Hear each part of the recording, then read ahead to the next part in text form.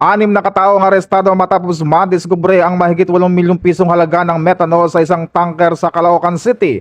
Ayon sa PNP Highway Patrol Group, naharang ang tanker sa C3 Road, Barangay 21 habang nagsasagawa ng anti-carnapping operation dahil sa kahinahinalang markings. Sa investigasyon, nahuli sa akto ang mga suspect na nagsasalin ng methanol sa mga plastic container na labag sa batas at dapat sa mga otorisadong dipo lamang ito ginagawa. Nakumpiska ng mga otoridad ang 10,000 litro ng methanol, 8,000 litro ng unleaded gasoline at tig 1,000 litro ng premium gasoline at diesel.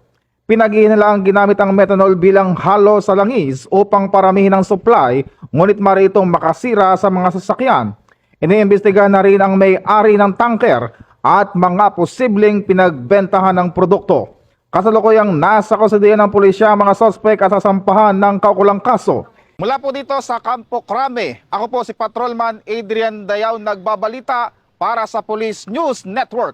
Alagad ng batas, tagataguyod ng balitang pulis, at ito ang bagong PNP para sa bagong Pilipinas, serbisyong mabilis, tapat at nararamdaman.